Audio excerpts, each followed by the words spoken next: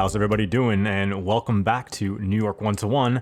I'm I Think You Know, and in today's episode we'll be attempting to build the crossroads of the world, Times Square. And later in live play, we'll look at the redesigned Times Square subway station and future plans for the subways in Brooklyn. And what I first have to say is that I did not really enjoy the outcome of this episode because it turns out that most of the buildings for Times Square, so all the numbered like 2, 3, 4, 7 Times Square, whatever, all of those assets that I've used in the past are no longer on the workshop. And one of those that I was able to find on a different website actually broke my save, and I was worried that it might, because I had seen some chatter about it in various workshop posts, but yeah, so these buildings just don't exist anymore. It's always a struggle playing this game. Sometimes assets go away and there's nothing you can do about it. But while we don't have that, you are going to see in the background Bryant Park being built, as well as much of the surrounding area as I can. And in the meantime, I want to talk to you about the history of Times Square, which, if you happen to know, was originally known as Longacre Square. Times Square, as we now know it, is often called, as we said before, the crossroads of the world. It's an area in New York City bounded by, really focused on 42nd Street, 7th Avenue, and Broadway, but kind of creating a long bow tie shaped square all the way up to 47th Street.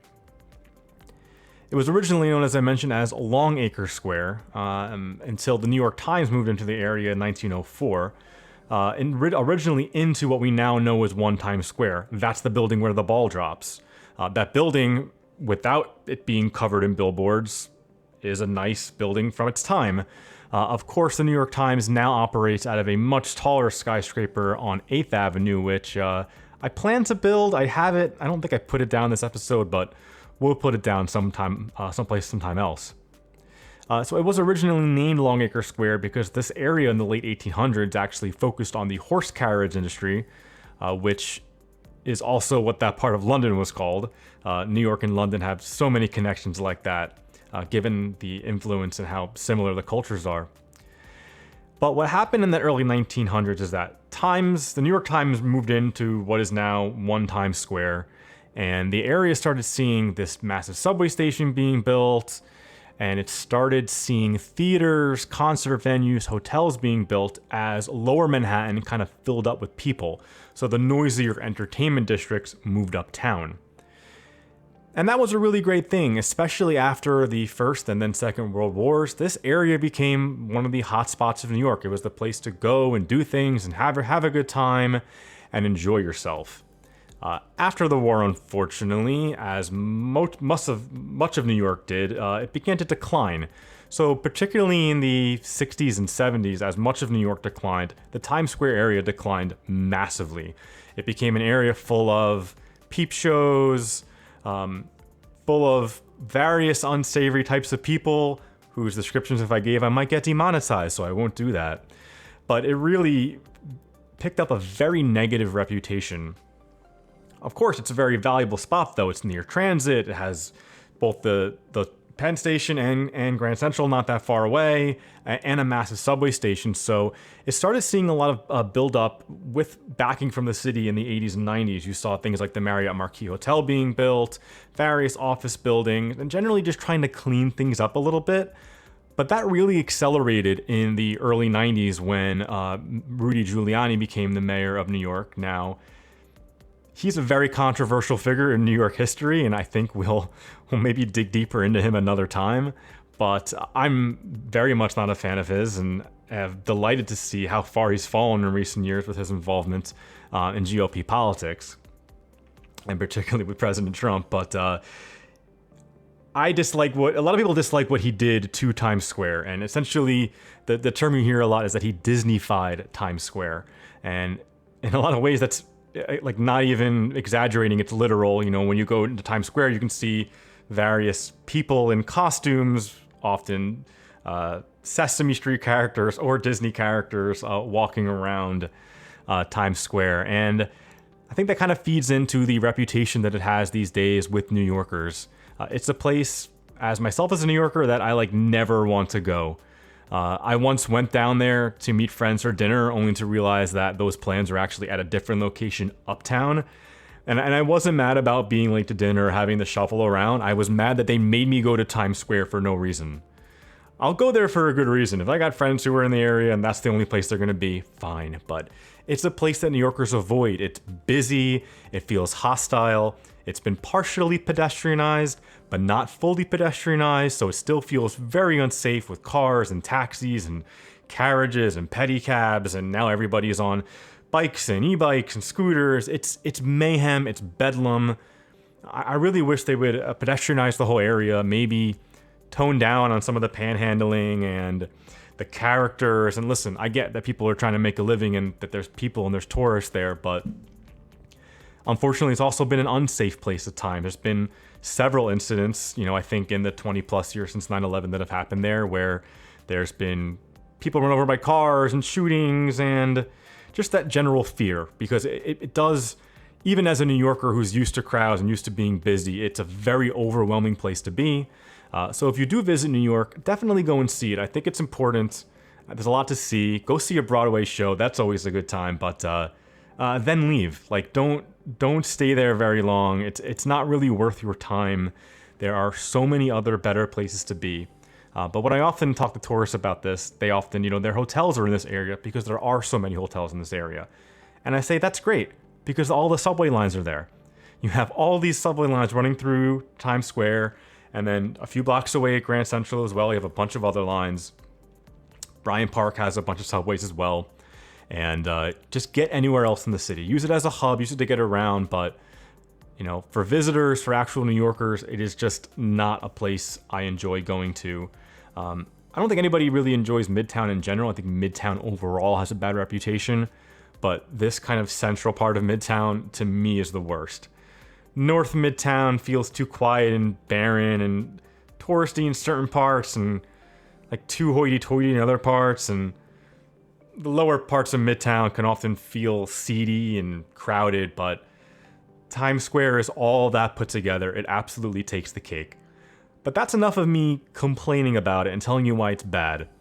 One of the best things about it is that it's a transit hub, and coming up just in a few seconds in the live play, we're going to look at how I fully rebuilt out that subway station, talk a little bit more about Bryant Park, and then shooting over to Brooklyn to show you what's happening in future episodes.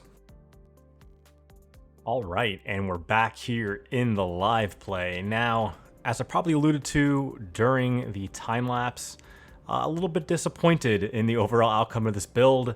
It really stinks when buildings disappear from the workshop, but that's how the cookie crumbles sometimes. But I did throw enough detail in here, and I certainly will come back as I fill this area in the future to expand it a little bit. But since you've seen enough and probably heard enough about this during the time lapse, I'm recording this first again. I do want to show you a few areas that I think really came out great, and including the Times Square subway station, which was completely rebuilt and I did not get a chance to show during the time lapse. Let's back out here real quick, and I'll bring that up. Oop, nope, that's not what I wanted. There we go. So using the Metro Overhaul mod, I was able to take the 4 platform, look like a hashtag, the number symbol, and I was able to spread these out and angle them in the appropriate ways. So this disconnected one here is the Broadway line. I'll be connecting that in the future. We'll talk about that in a second. But I was able to really not only get the angles right, but bury these properly, get better overall function of the lines. The shuttle here works a lot better. The 7 is working. And of course, the 1, 2, 3 here is just absolutely popping off. So just really so happy with the way that this came out that I'm tempted to go back and do it to other stations as well. I'm just I want to give it some time, make sure it's working properly, because I am still showing some disconnections, and I'm not exactly sure what the deal is with that, but I'll keep playing around with it, and hopefully it works like this, because it really does look nice underground. As we go back into the overview though, what I really want to show is a little bit more Bryant Park. I think this is the best part of the build, in my opinion. I really enjoyed using this campus building and kind of stretching it out with PO and deactivating it. The city actually does need a lot more university education, but I think I'm going to do that in a future episode around Washington Square Park, kind of building some of NYU. That'll probably be maybe 2 or 3 episodes from now. I'm not quite sure. Of course, I often build whatever I kind of feel like. But if you'd like to see that soon, you know, drop it down below. The other building that I wanted to call out, kind of taking a look back actually at the previous build. So if you haven't seen this yet, in the previous episode we built Grand Central Terminal as well as all of the buildings around it. But of course, the week after I released that video, this gets released. This is the Churning building. I had this filled in previously, but it was just kind of like, you know, I think I PO'd a building and just colored it, and it looked fine. But this is, if I remember to, while I'm editing this, I'll throw the user's name on the screen, but I believe this is their first New York City building, and it's spectacular. And it's only like 7 megs, so they did a really, really nice job of optimizing it. I really do think it looks fantastic, though, so hopefully I'm one of the first to show this off in a video. But if you haven't seen this asset, I think this is a really great asset for any American city, because even though it isn't from New York, I don't think it looks so specifically distinct that you couldn't make this a landmark building in a custom city of your own. And last but not least, I did show that Broadway subway line being disconnected. And a lot of people have been asking, what about the ACE? What about the more of the IND, the BMT, the other, you know, all the lettered lines in New York? We've built a couple of them, but not to a large extent, and certainly not the main ones that run through the core of Manhattan. And I have to tell you, it's coming soon. So we're gonna move over here really quick to Brooklyn, scooting over. And this is obviously not completely filled out yet, but I did start using a new overlay so that I can build out Brooklyn. And unlike my previous builds of New York, I'm gonna bring it down all the way into Gowanus, because I really do want to build some of the above ground subway infrastructure, particularly at Smith and 9th Street. And I need to find the exact right spot to do it, but I'm going to put a Metro depot in here somewhere, and that will feed north through the tunnels and over the Manhattan Bridge, all the subway lines that need to run up the trunk in Manhattan. So I'm going to try to build out the rest of this, like maybe right now after I finish this. And after that, I'll start putting that together for that next episode. So that will definitely be the next episode. We'll do a big subway episode for sure. But if you want to see something else right after that, you let me know down below. Thank you all so much for your time, as always. If you haven't already, please like and subscribe. It really helps the channel out. See you soon. Bye.